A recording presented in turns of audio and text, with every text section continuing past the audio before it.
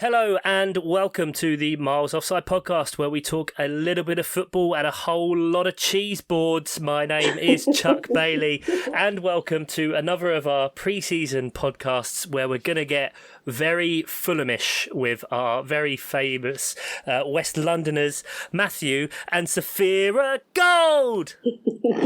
I'm assuming Ian's going to put that in later. Hi guys, how are you? Yes, very good. Thanks for having us. No, it's an absolute pleasure. Naturally, you were the first people I wanted to do this podcast. I mean, that's not because you're the only Fulham fans I know, but it's lovely to have you with us. How about we start? We talk a little bit about yourselves and why Fulham.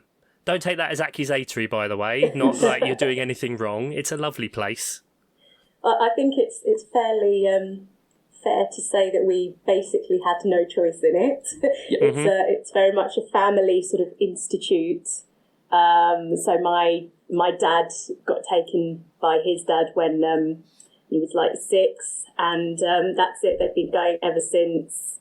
And we've both been going since we were little kids. Yeah. Okay, so do you still go a lot now? Are you season ticket holders? We are. You are? Yes. Is it in the swimming pool? Have you got access? Is there actually a swimming pool, or is this like the Tottenham Hotspur cheese room where we've very much been sold a lie? There's going to be a swimming pool. I think we've seen some official stuff. One of the corners, there's going to be a pool at the top.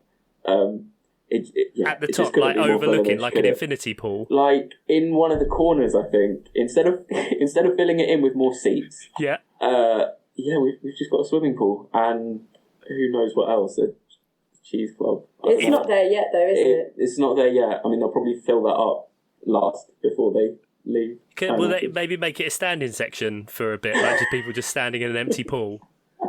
Before they fill it in. I think that's fantastic. You've got a listed building and a swimming pool in the same complex. It's going to be absolutely fantastic. I can't wait. So, obviously, last season you were in the Championship. You've had a fair bit of history. I think it's safe to say it's a bit of a yo-yo club in modern times. But tell us about how last season went. How you felt it was with like the style of play and all of that. Yeah, I mean, obviously it was brilliant last season, and it was a big difference from the previous season. So Marco Silva came in, and we've been playing a lot more expansive football under him, quick passing, counter-attacking when we need to, making the most out of Mitrovic, obviously with the records. How many goals, sorry, was it? It was 43 in the end. 43. Yes, just in the league. Just more than Ivan Toney managed. Yeah. For context as well, I mean, if you want to get another Ian dig in there, that's the same number of goals as Peterborough scored. Oh, wow. Last year. Gutted, Ian. So Silva kind of revolutionised the way you were playing. Well, it was back to more what I think a lot of Fulham fans would feel is more traditionally Fulham style, although actually saying that we didn't play expansively under Roy Hodgson, but no one more does. Like it was under Slavisa Jokanovic and that sort of thing, a much more attack-minded style, whereas under Scott Parker it was very defensive, quite pedestrian. I'm not going to slag Scott Parker off. He did do good things for the club, but the fact is, I think this is the same at every club. Yep. If you're not doing well, fans respond better if you at least sort of have that attacking style. Whereas if it's not going well and you're playing very defensively, the fans quickly sort of can turn, I think. Yeah. Yeah, I think that's completely fair. Like I enjoyed Roy Hodgson for 4 years, so and that kind of that connection you said before with, because I thought it was really strange the last time Fulham came up. You did really well in the Championship, and again under Jokanovic, playing really attacking football, and then he was fired before the season started, right? He got about 10 games, 12 games, something like that. Okay. And then, we were in the bottom 3 by that point, and we were just all over the place. Some players had come in late, and some weren't what we needed them to be, and it was just, that was it was a mess. Well, that was when we spent 100. What was it? 100 million. Yeah, the Slavisa season was the 100 million season. That just went wrong. So that wasn't the last time we came up. That was the time before.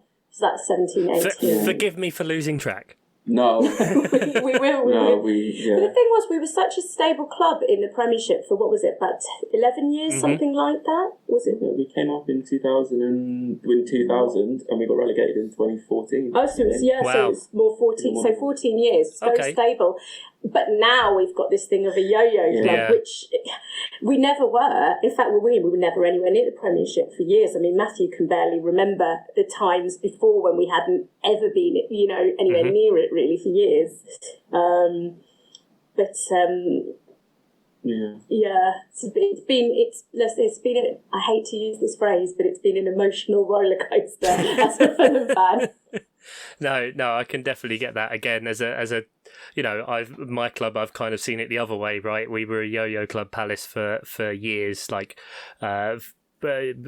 up and relegated. I mean, until Norwich got relegated this time, we shared the record for most relegations with them and stuff like that. So, and now coming into a stable period. So I can imagine it's a bit frustrating. So off the back of, seeing managerial changes or style changes or early firings or anything, do you fear any of that under Marco Silva? Do you think that this, based off last season, because you were so successful, this time it feels a bit different? Or what's kind of your sense check, your temperature check, as it were, going into this year? Well, I would say at the point we got promoted at the end of last season, it felt a lot different. We were going up so expansive, over 100 goals, all this kind of stuff. And for the first time since we've been this yo-yo club, I don't like it, but yo-yo club, we'd actually been promoted automatically, and we could see it coming for months out. So we were like, everyone's going to be planning, all the transfers going to be different. And now we're here 3 weeks before the season, and it's we've got a couple of players in, and our defence has less players in it than the Scott Parker team 2 years ago. We've managed to, since 2 seasons ago in the Premier League, we've managed to lose Areola and Anderson. That's the change that's happened in defence. Oh, thank you for Joachim Anderson. But we do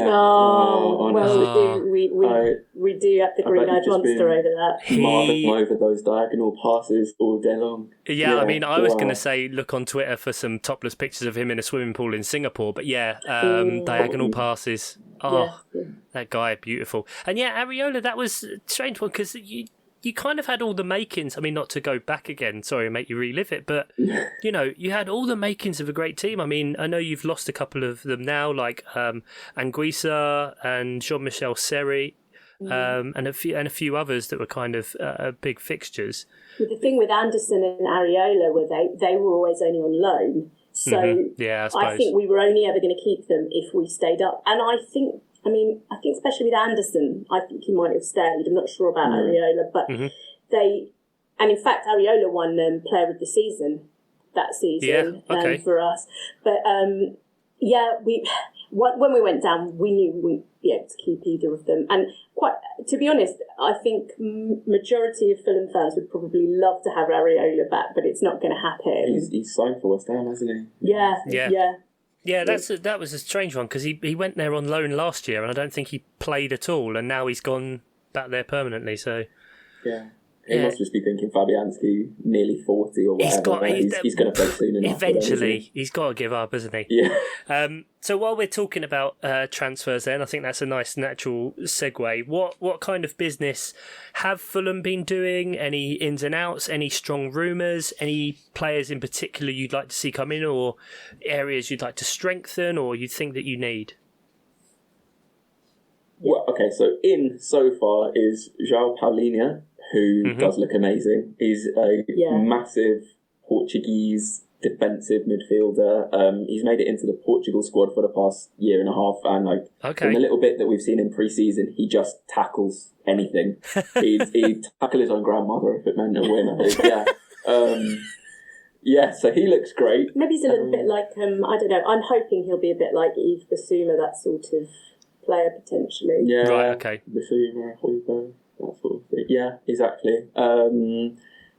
So that looks really good. Andreas Pereira's come in. Yeah. I mean, who knows what we're going to get from him? Maybe good, maybe shit. We have no idea. I think it's a fair signing to make, like a fair, a punt enough that isn't going to be too financially crippling and might be a player that has a point to prove, maybe. Yeah, I think I actually said that to Matthew the other day. I feel like, you know what, he's had a few chances at Man United. I feel like he, this potentially could be a last chance in the Premiership. I think for him, just to prove something. But he signed, what is it, until 2024? Yeah, it's like 4 years. So not 24 that longer. Yeah.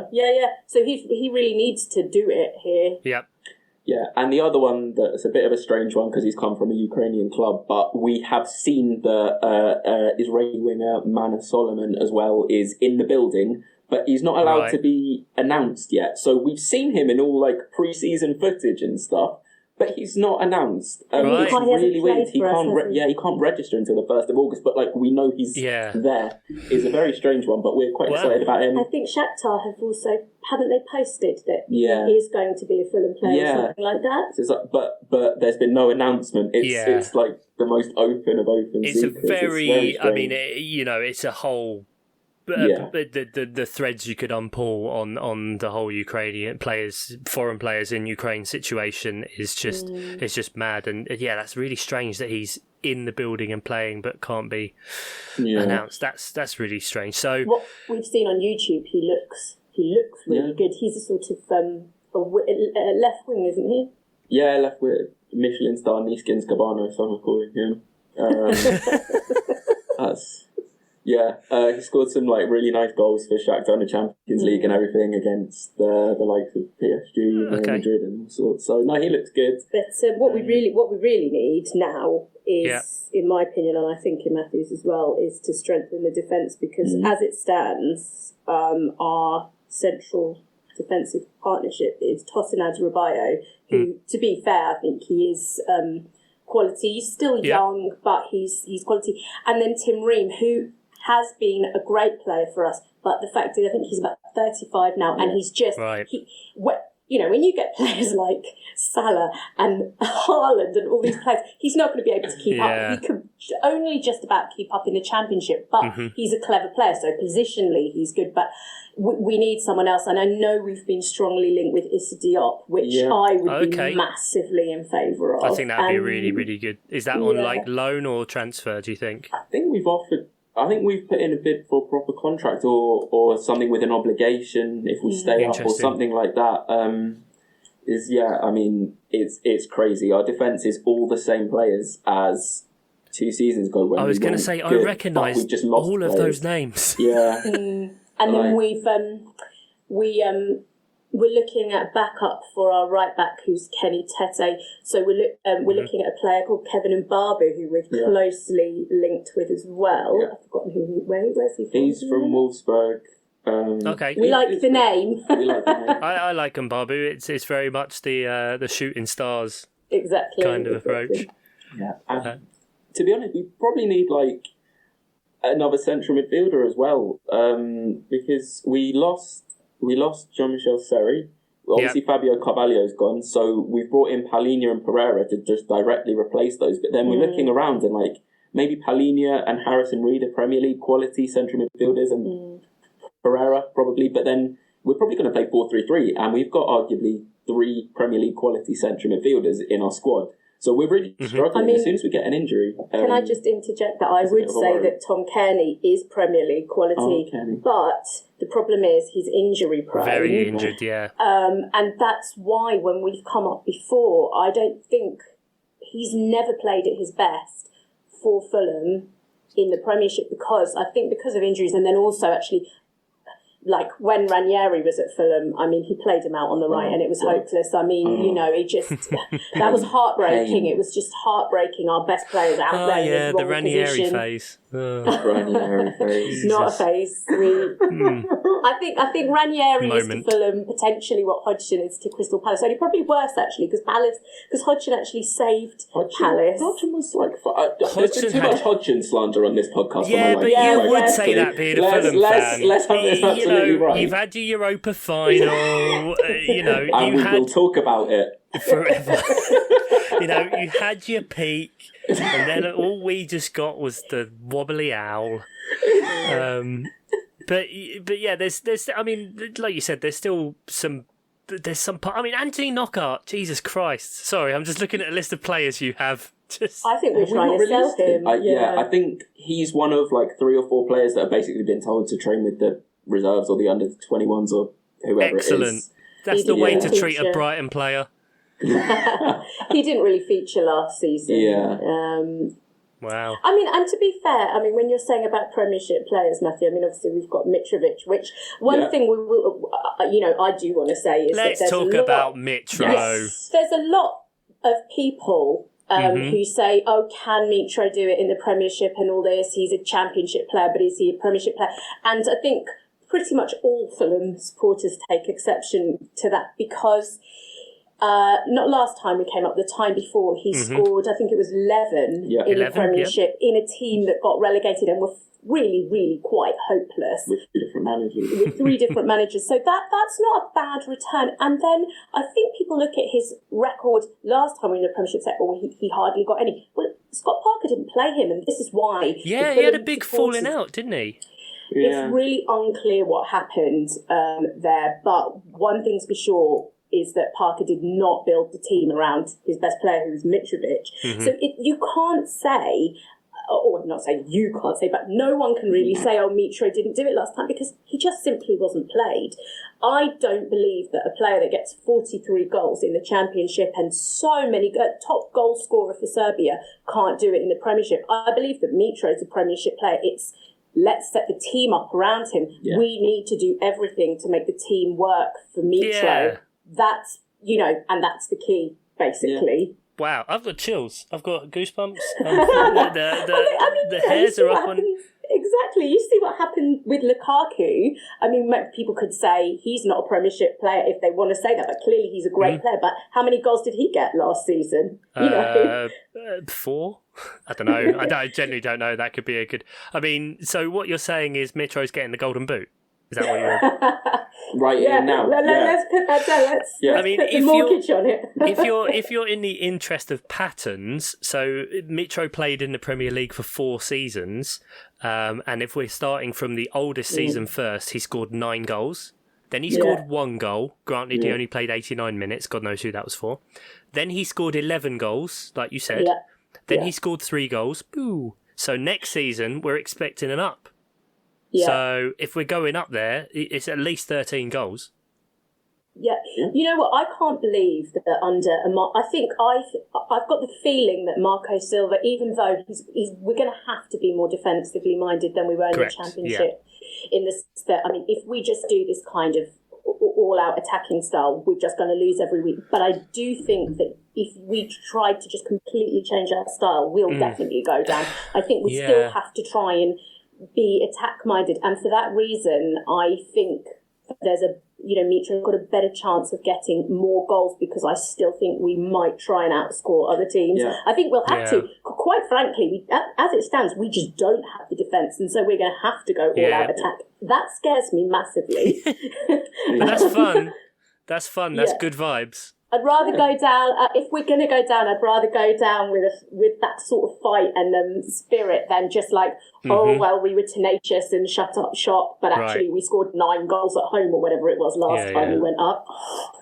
Yeah, I mean, it's a difficult one, isn't it, the balancing act, because exactly like you said, what's worked for you so well in the Championship, you want to at least still harness that energy and that element of it. And you look at the Premier League in the last few seasons, and we've seen teams come up and have success with that. Teams like Brentford, teams like Sheffield United, albeit short term. As much as it pains me, not anymore, but Wolves for a bit. And you see those teams that come up and then can make a crack of it. I think that's definitely what you want to see, that they actually put in the effort and you can enjoy the football. I think what I'm afraid of with it is something like, say, for instance, Norwich, because they always try and play attacking, or they have done, and it just doesn't work. But saying that, we were way closer last time. And to be fair, we were playing very much more defensively. But I feel that we've been a lot closer to the standard. Not to have a go at Norwich particularly, but obviously they've got a very different kind of transfer policy than we do. I mean, I have heard some people saying that. I mean, I think everyone thinks, look, that Fulham are going to be in the conversation for relegation, and I think we probably think that as well. But saying that, I have heard quite a few people saying maybe Fulham actually will do it, and I know some people are sort of saying, oh, maybe this is going to be Southampton's year to go down, or what's going to happen with Leeds, or what's going to happen with Brentford, and I think it feels like this is a year where there are more teams that there's a legitimate conversation around that.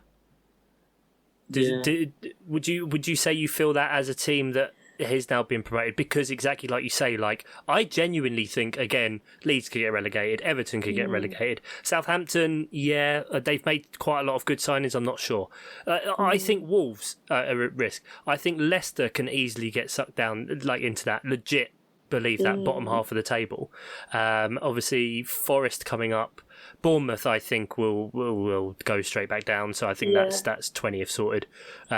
Forest are a bit of an unknown quantity, but where there's enough chaos, do you think that can be your ladder as Game of Thrones is?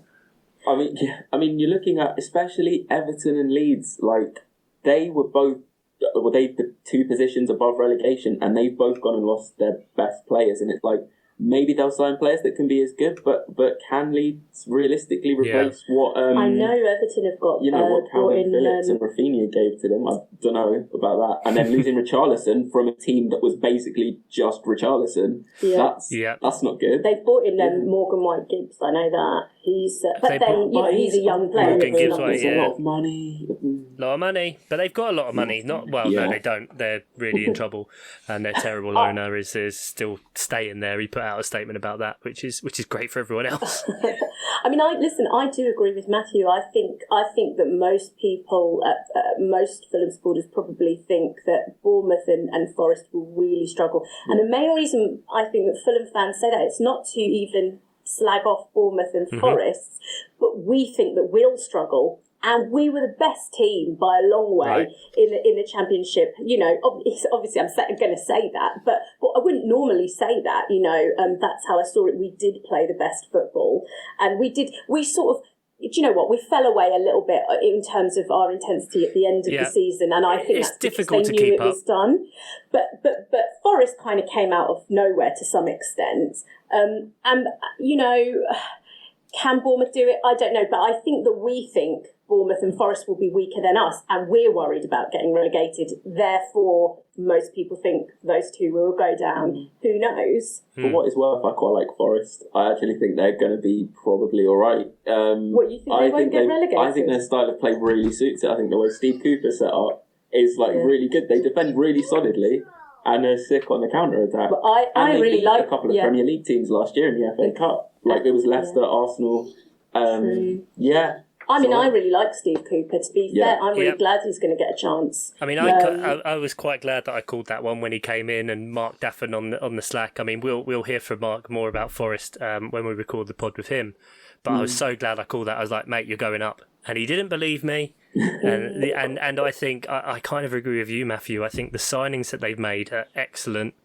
Not to go on too much of a tangent here, but I think they're good. But I think you've got a chance.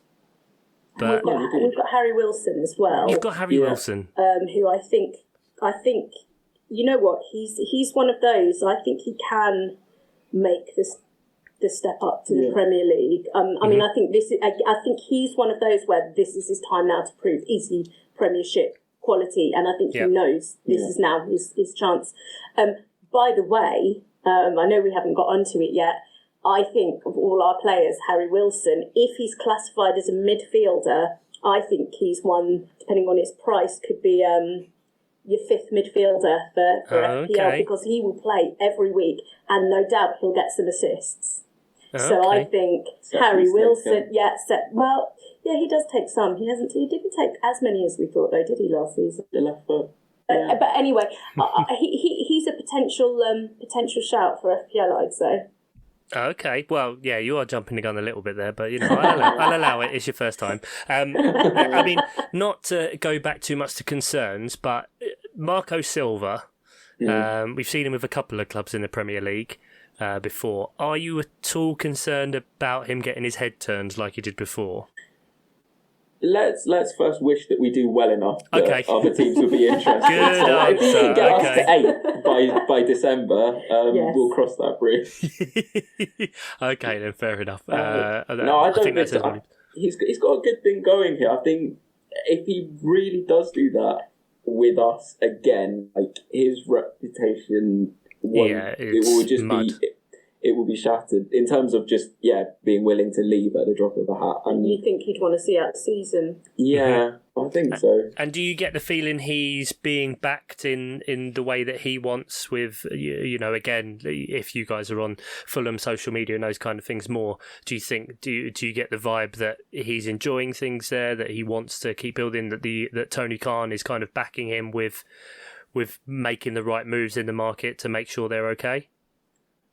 I think they want to back him as much as possible. We've seen he appears to have much more control over who comes in than previous managers have had, but we haven't got enough players. There were some reports that he was expecting like 10 new faces kind of by the start of pre-season, and wow. I mean he had 1 and now we've got 3, but like we really were expecting sort of 6, 7, 8, and I think it's mainly due to incompetence rather than actually not wanting to back him. Like we either get burned by agents or we're not willing to pay a little bit over the odds because our model says a player's exactly worth a certain amount of millions, and we refuse to ever pay slightly over the odds if it means getting a player in 4 weeks earlier in the window and then they go somewhere else, or then the brinkmanship approach. That's a joke, considering how much we paid for Anguissa and Jean-Michel Seri. No. But they came in the 100 million one, weren't they? Yeah, they were part of that 100 million window.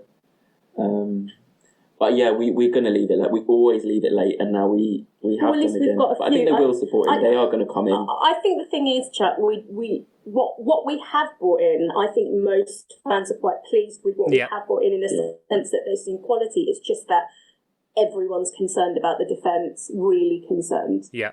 That's the thing. I think that's fair, and I mean, as someone who's a fan of a club who isn't necessarily flush with money in terms of Premier League status, sometimes it can be a bit painful when they do.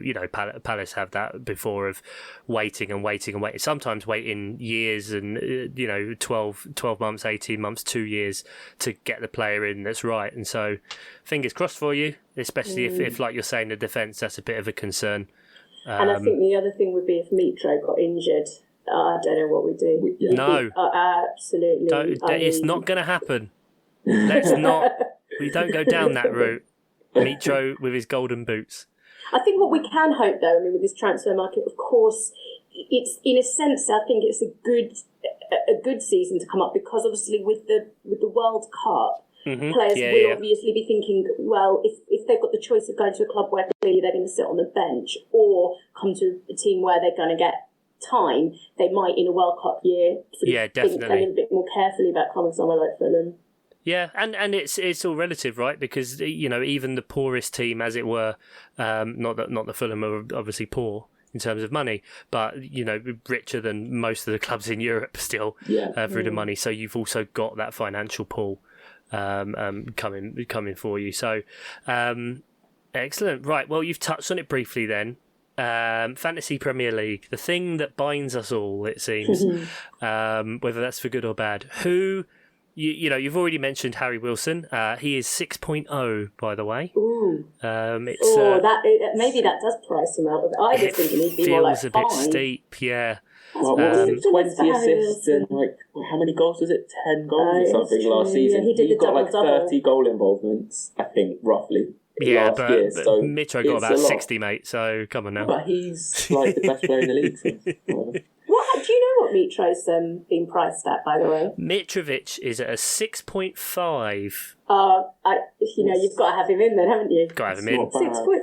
That's ridiculous. Harry Wilson's 6 and Mitro 6.5. that doesn't seem right. Well, I suppose it's the goal involvements, like you said. It's the midfield premium as well, midfielders. But are there any other players that you think we should watch out for, or that you have already got in your team as other placeholders or emotional bets? I'm guessing don't get the defenders. Yeah, you're probably not looking for Fulham defender. I mean, the thing is, like at the moment, Tosin is nailed on to start, as is Kenny Tete and probably Anthony Robinson. But actually, and because Joe Bryan, our backup right back, just broke his hand apparently, so he's definitely going to start the season. I didn't know that. What? Yeah, live updates. So they're all going to start. Yeah, I know, exclusive. So they're all going to start at the moment, but and whoever we buy as a keeper, which is probably also going to happen for a transfer, they're going to be busy. So, we've been heavily linked with Bernd Leno, actually. Yeah, I've been hearing about that. And of course, if you're in the Fulham goal, I mean, as Matthew says, you're going to get save points, and we know he's a good shot stopper. So, if you're going to go the way of having just someone that you think will be solid, it could be, but I don't know. I mean, we're not going to be it's not going to be like having Nick Pope at the back of a Burnley team, So I think. I don't think there's realistically anyone... it's probably one of the front three. It'll be Wilson, Mitro, or probably Solomon. I do expect Solomon to start most of the time. Even though Cabano played for us last year, I think it will be Solomon mainly. And if he's cheap, because I'm not sure, he might be a bit of an unknown quantity to FPL, he might be cheap. Could be worth it. I suppose the only other... Well, I was going to say maybe... Because, of course, Tom Kearney, he doesn't play as a number 10 anymore. He's more in the sort of 8 role, but he will pop up with goals and assists. Yeah. Having said that, again, his time's going to be managed. So I think for that reason, that probably rules him out.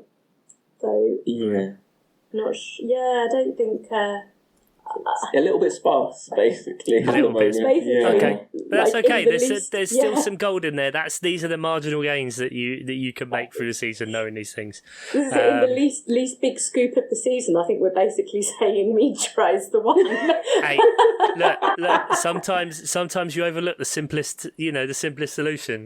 We're all. The guy got 43 goals last year, and even if he does 25% of his numbers, that's still decent. For that money, which is what we kind of saw with Ivan Toney as well, about a third. So, so then the last thing I want to cover with you, it's putting your money where your mouth is.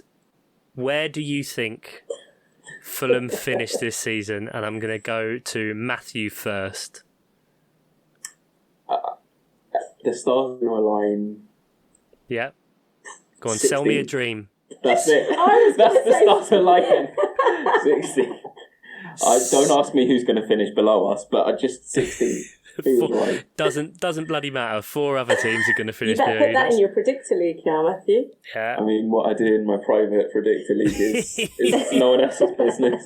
Well, you say that, it'll be my business. Safira, any advance on 16? Well, I was going to say 16 as well, so I think I'll have to say 15 then.